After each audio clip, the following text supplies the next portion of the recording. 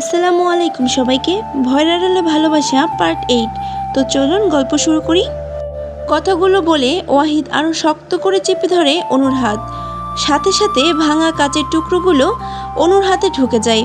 ওয়াহিদ অনুর দু হাত উঁচু করে ধরে অনুর পেটের কাছে শাড়ির আঁচলটা একটানে খুলে নেয়। ওয়াহিদ অনুর পেটে স্লাইড করতে করতে অনুকে আরও নিজের সাথে মিশিয়ে নেয়। একসময় অনুর পেটে মুখ ডুবিয়ে দেয়।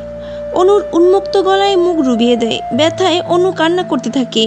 ওয়াহিদ অনুর গলা থেকে মুখ তুলে অনুকে কোলে তুলে নেয়। অনু লজ্জায় কান্না চোখ নামিয়ে নেয়। ওয়াহিদ অনুকে বিছানায় নিয়ে যায়। মাঝরাতে ওয়াহিদ বসে বসে অনুকে দেখতে থাকে। কান্নার ফলে অনুর চোখ লাল লাল হয়ে ফুলে আছে। কিন্তু হঠাৎ ওয়াহিদের সন্ধ্যার কথা মনে করে আশ্চর্য হতে থাকে। অনু বারবার ওয়াহিদকে বলেছিল আমার হাতের কাজগুলো আগে বের করে দেন, কিন্তু ওয়াহিদ শুনেনি। অনুর কান্না আর্তনাদ আহাচারি, বরং কাটা জায়গায় আরও বেশি চাপ দিয়েছে, যার ফলে অতিরিক্ত ব্যথায় অনু জ্ঞান হারিয়ে ফেলে। ওয়াহিদ অনুর কপালে স্লাইড করতে থাকে, কিন্তু অনুর কোনো রেসপন্স নেই। ওয়াহিদ অনুর হাতের কাজগুলো বের করে ভালোভাবে ব্যান্ডেজ করে দেয়। ওয়াহিদ মনে মনে বলে, নিশ্চয়ই এই মেয়ের মাঝে এমন কি আছে যা আমার তার মায়ে ফেলে দিচ্ছে। যে ওয়াহিদ চৌধুরীর মধ্যে রাগ আর ঘৃণা ছাড়া কিছুই ছিল না, সেই ওয়াহিদ চৌধুরীও কিনা কারো মায়ায় আটকে গেছে। ওয়াহিদ অনুর কপালে আলতো করে একটা চুমু খায়। কপালে কারো ঠোঁটের স্পর্শ পেয়ে অনু চোখ খুলে। ওয়াহিদ মৃদু হেসে তাকিয়ে থাকে অনুর দিকে। অভিমানে অনু অন্যদিকে মুখ ঘুরিয়ে নেয়। ওয়াহিদ কপাল কুঁচকে অনুর বাহু ধরে একটানে নিজের কোলে এনে বসায়। অনুর দূরে সরতে চায়, কিন্তু ওয়াহিদ অনুকে আরও শক্ত করে আষ্টে পিষ্টে জড়িয়ে থাকে, নিজের সাথে মিশিয়ে নেয়। অনু অবাক হয়ে তাকিয়ে আছে। ওয়াহিদের দিকে তা দেখে। ওয়াহিদ বলে ওঠে, এভাবে কি দেখছো বউ? তোমার স্বামীর রূপ কি চুয়ে চুয়ে পড়ছে নাকি যে চোখ দিয়ে গিলে খাচ্ছ? অনু বলে, আমার বই গেছে আপনাকে দেখতে। আমি তো ভাবতেছি। কি ভাবতেছো বউ? যে আপনার কয়টা রূপ, সকালে একটা, রাতে একটা, এখন আর একটা। রাতে আমায় যে এত কষ্ট দিছেন, আমায় ব্যথা দিছেন, আমার কোনো কথা শোনেননি। ওয়াহিদ মুচকি হাসি দিয়ে বলে, তখন আমি কন্ট্রোলে ছিলাম না, সরি বউ। তাই বলে আমি মরে গেলেও কি অসভ্য লোক। আমার কোন রূপ তোমার ভালো লাগে বউ? আপনার ন্যাকামি, ঢং ইত্যাদি ইত্যাদি রূপ আমার ভালো লাগে। মানে মানে আপনার ন্যাকামি রূপগুলো আমার হেব্বি ভালো লাগে প্রাণের স্বামী। ওয়াহিদ মৃদু হাসে অনুর কথায়, তারপর বলতে শুরু করে, এই আদরে কেউ মরে না বউ, আমার বউ শুধু জ্ঞান হারিয়ে ফেলে। অনু লজ্জা পায়। ওয়াহিদ অনুর কাঁধে ছোট্ট করে একটা চুমু দেয়। সকালের মৃদু রোদ যদি এমন স্নিগ্ধ নরম হয়, তাহলে সকল কষ্ট দূর হয়ে যায়, খারাপ মনও ভালো হয়ে যায়। অনু আজকে খুব খুশি, কারণ ওয়াহিদ আর অনুকে ডিস্টার্ব করে না, কথা বলে না, কাছেও আসে না। এক কথায় ওয়াহিদ অনুকে ইগনোর করে। প্রথম প্রথম অনু খুশি হলেও অনু এখন ওয়াহিদকে মিস করে। কথায় আছে না, দূরত্ব বাড়লে ভালোবাসা উপলব্ধি করা যায়। অনুও এখন তেমন। আজকাল অনুও ওয়াহিদকে খুব বেশি মিস করা শুরু করেছে।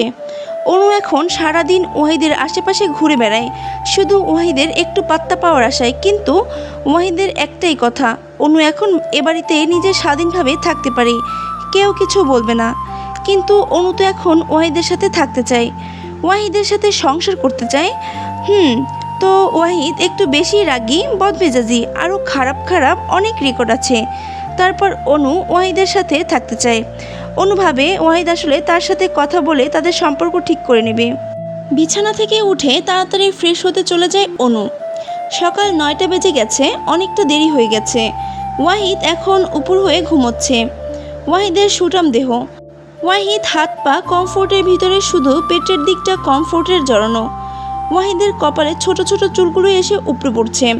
অনুর খুব ইচ্ছে করলো তাতে হাত বুলিয়ে দিতে।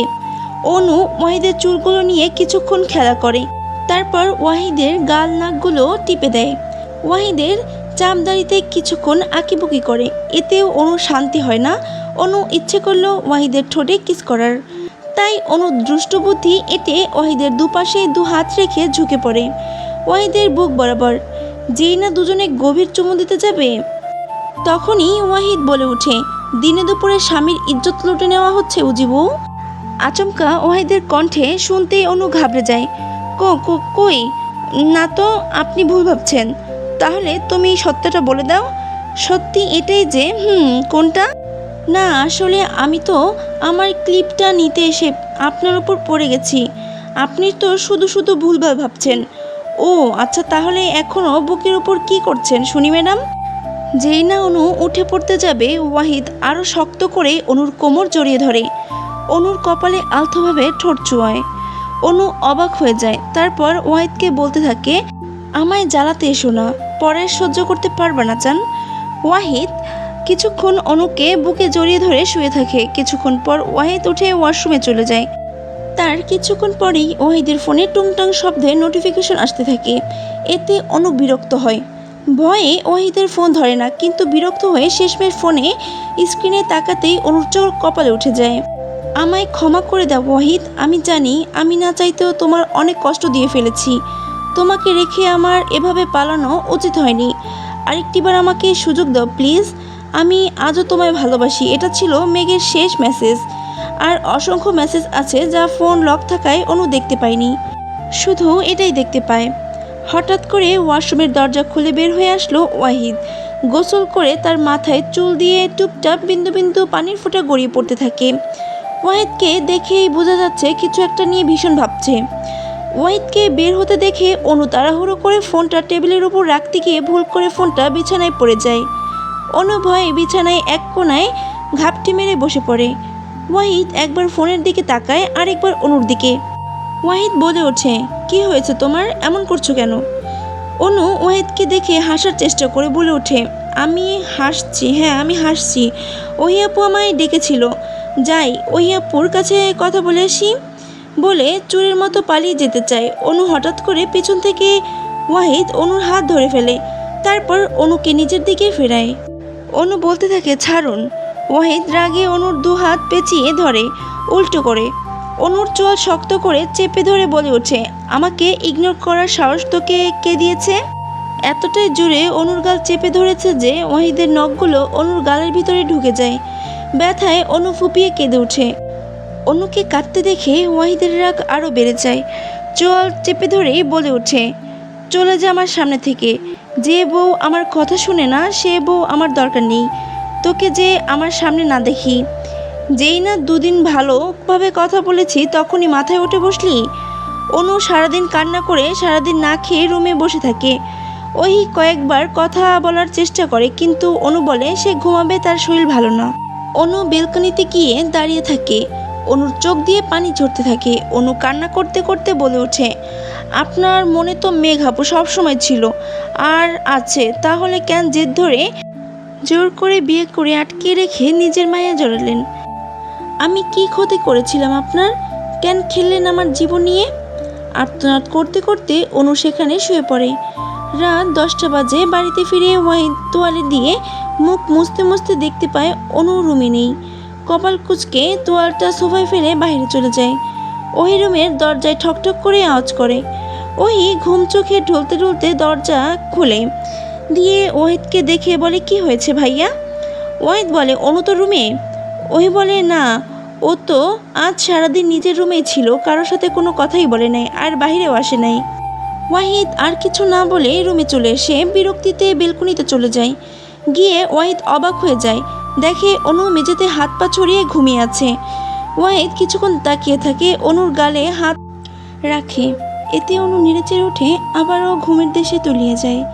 অনুকে পাজা করে তুলে নেয়। দেখতে পায় অনুর গালে রক্তগুলো জমা আছে। কান্নার ফলে চোখের পানি ছাপ হয়ে আছে। অনুকে বিছানায় শুইয়ে দেয়। অনুর শরীর ঠান্ডা থাকায় অনু গায়ে একটা কম্বল জড়িয়ে দেয়।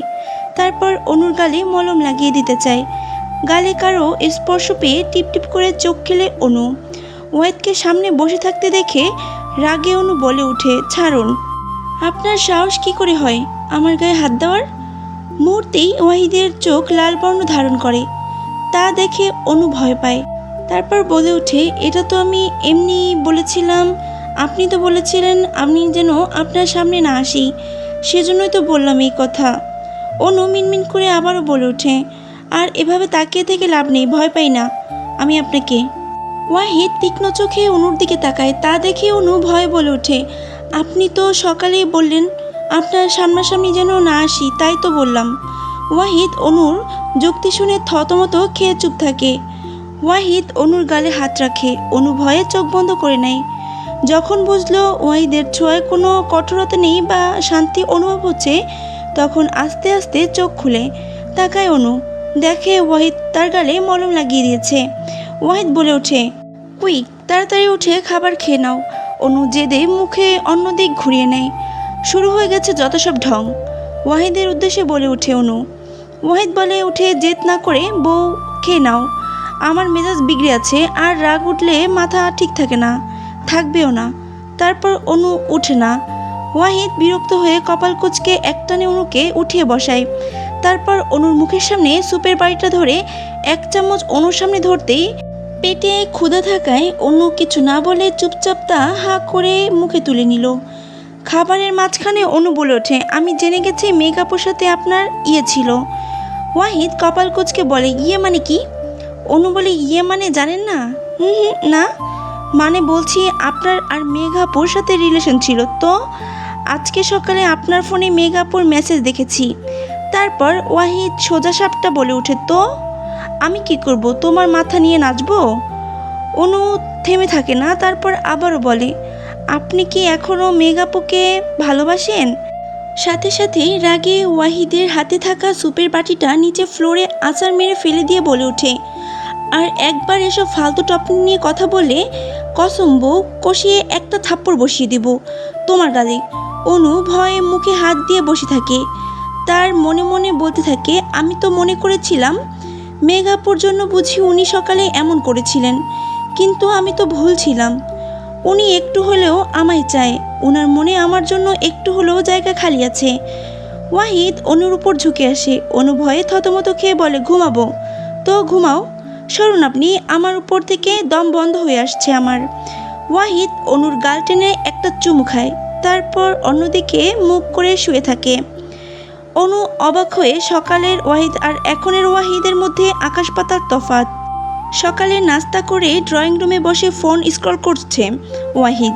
সেই সময় বয়স্ক একজন গার্ড ভিতরে প্রবেশ করে তাকে দেখে ওয়াহিদ বলে ওঠে, কি হয়েছে চাচা?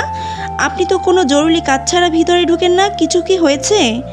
রহিম চাচা বলে ওঠে, আসলে স্যার, মেলাখান ধইরেই একটা মাইয়া গেটের বাইরে অপেক্ষা করছেন আপনার সাথে দেখা করার লাইগা, কিন্তু আপনার অনুমতি ছাড়া তো কারো ভিতরে প্রবেশ নিষিদ্ধ। ওয়াহিদ কপাল কুঁচকে জিজ্ঞাসা করলো, কেমন মেয়ে? রহিম বলে, 23-24 বছরের মাইয়া হইব। ওয়াহিদ বলে, নাম কি? জি স্যার, মেঘা ইসলাম। নামটা শোনা মাত্রই ওয়াহিদের রাগে গা জ্বলে ওঠে। কিছুক্ষণ বসে ভাবতে লাগে হঠাৎ করে তার এমন অস্থির লাগছে কেন। মেঘ তার প্রথম ভালোবাসা ছিল বলে 5 বছরের সম্পর্ক এত সহজে কি ভোলা যায়? ওয়াহিদ তো মেঘকে পাগলের মতো ভালোবাসতো, কি কমতি ছিল ওয়াহিদের ভালোবাসায়? আর 5টা মানুষের মতো তাদের ভালোবাসাও তো পূর্ণতা পেতে চলেছিল। কিন্তু কি এমন হলো যে মেঘ ওয়াহিদকে রেখে পালিয়ে গেল অন্য কারোর সাথে, মাঝখান থেকে ধ্বংস করে দিয়ে গেল? ওয়াহিদের চোখ বন্ধ করে লম্বা একটা শ্বাস টেনে চোখ খুলে বলল, পাঠিয়ে দেন। রহিম চাচা চলে যায়। কিছুক্ষণ পর ভিতরে প্রবেশ করে মেঘ। ওয়াহিদের সোফায় বসে পায়ের উপর পা তুলে মেঘকে পরখ করে। মুখের লাবণ্য কমে গেছে, শরীরও শুকিয়ে রোগা হয়ে গেছে, মুখ শ্যামবর্ণ ধারণ করেছে।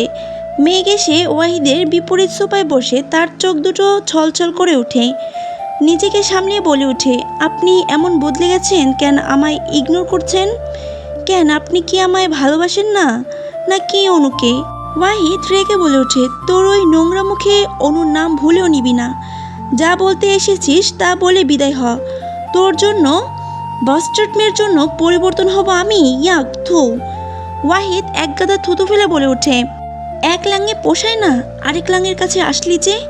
তোর দেহ কি সস্তা বানিয়ে ফেলেছিস? ছি। খেয়ে ছেড়ে দিল বুঝি রাহাত? শুনলাম বিয়ের আগেই নাকি তোরা হানিমুনে সুইজারল্যান্ড গেছিলি, তো তোর ওই শরীরের গরম জ্বালা মিটাতে পেরেছে নাকি সেও অহেতুক হয়ে গেছে? তোকে সুখ দিতে দিতে ওয়াহিদ মুখে এসব কথা শুনে মেঘ আর বসে থাকতে পারল না। ওয়াহিদের 2 পা জড়িয়ে ধরে বলে ওঠে, রাহাত আমায় ঠকিয়ে, ও আমায় না বরং আমার দেহকে ভালোবেসেছে। রাহাত আমায় বিয়ে করবে বলে প্রতিশ্রুতি দিয়ে নিয়ে গেছে, দিনের পর দিন আমায় রেপ করেছে, বিদেশেও প্রচার করতে চেয়েছিল। এই নরক যন্ত্রণা থেকে আমি অনেক চেষ্টা করে পালিয়ে এসেছি। আমায় মাফ করে দাও ওয়াহিদ, আমি তোমায় ভালোবাসা বুঝতে পারিনি। একটিবার আমায় সুযোগ দাও প্লিজ।